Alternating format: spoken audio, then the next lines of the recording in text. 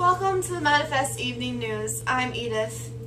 Tonight's top stories are what to do if you trip, and how to choose the best rock to skip.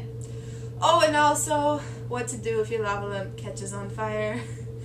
Well, our main story tonight is the Compromise of 1850.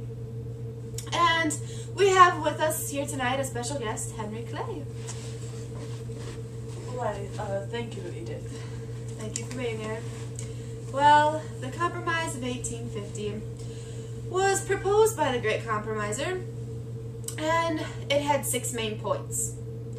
And the points were favored by either the North or the South.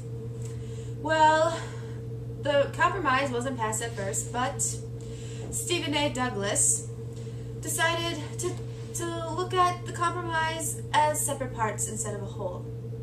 And the first point is when California entered as a free state, if it would be free or slave.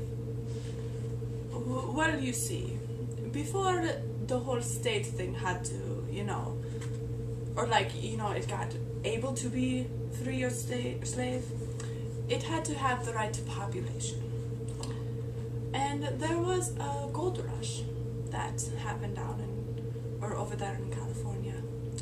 And the 49ers went there to get the gold. And so a lot of people from all over went there, and so they were able to apply for statehood.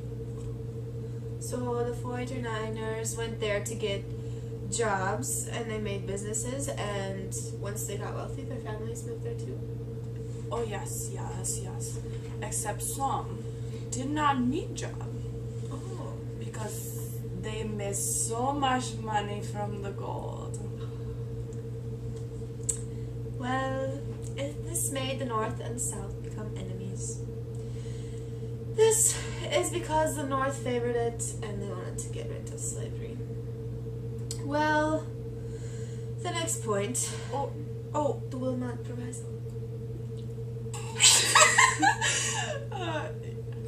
Yeah, but also the South would become minority. Oh, yeah. In the Senate, so they didn't like that also. So they would, so lower in Congress, that's not good, minority. Mm-hmm. Because then the North would come in and they would get rid of slavery. Ooh. And yeah, the South didn't like that. And also the Wilmot Proviso, that was that in a territory the U.S. gained from the U.S. that there shouldn't be slavery or involuntary servitude. Oh, okay. So, yeah. But, overall, South just I didn't like it.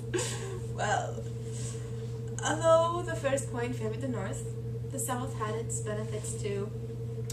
And this was creating the new Fugitive Slave Act. Oh yeah. Southern slave owners with their slaves would, if they had a runaway, this is what the Fugitive Slave Act was. If they had a runaway and they went to go ask a northerner to, help them catch their slave, or find them, the northerner must do it. And what happens if they didn't? Prisoned. Oh, jailed. Yeah. Terrible. Very terrible.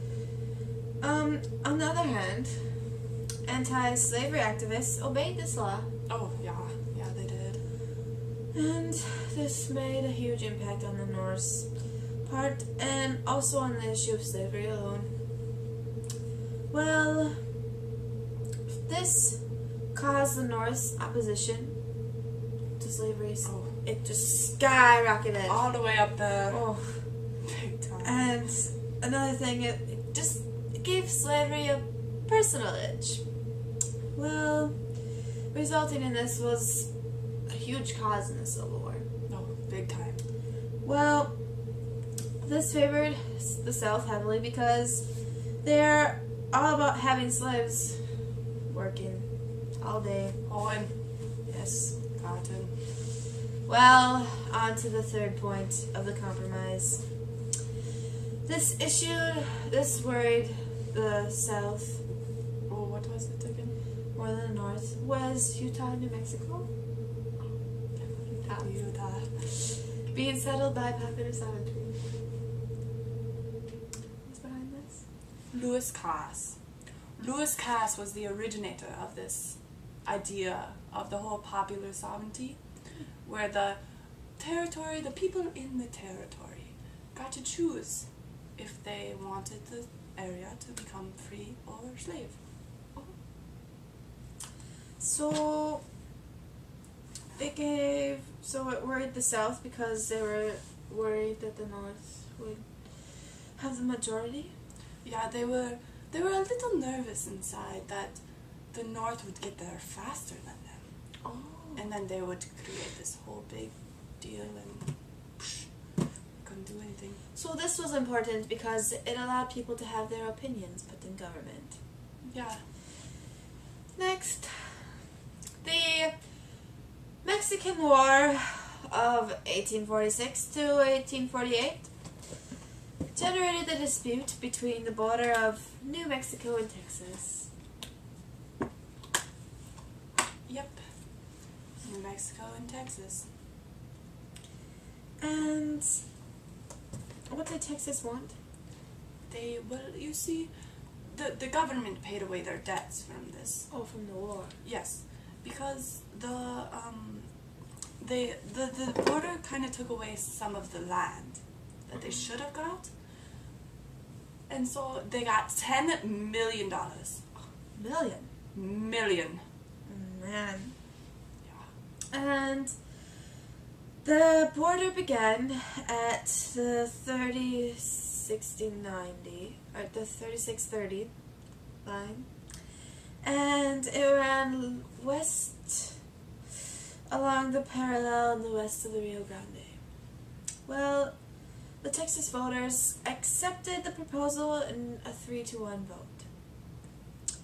Now, the final compromise was to end slave trade in the District of Columbia, right? Yeah, Washington, D.C. Okay. And what was the law that was put in place? Oh, it was that Washington, D.C. itself could not buy or sell the slaves, but they were able to have them. Oh, okay. So they could go to other states? Oh yeah, they had to go to other states to get the slaves. And then bring them back. Yeah, they could bring them back. So they couldn't buy or sell them in Washington, D.C.? No, not in the capital. Okay. And this law was enacted on September 20th, 1850. And it prohibited slavery, but not slavery itself. No. Congress could not interfere with interstate slave trade?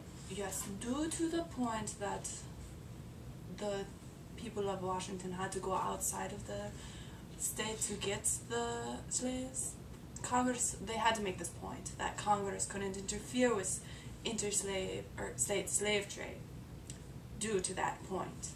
Oh, okay. So this favored the South more? It was, kind of both, because, slaves were, you could have the slaves. But you couldn't buy or sell them inside? Yeah, but it also wasn't expanding slavery itself. Oh, okay. Well, now the Compromise of 1850 was one of the most important points in history. And we'd like to thank Henry Clay for being here today. Oh, thank you. It was my pleasure, Edith. It's my pleasure to have you here on Manafest News. And tomorrow, our new top stories will be how to get your dog down from the tree. And we'll see you tomorrow night.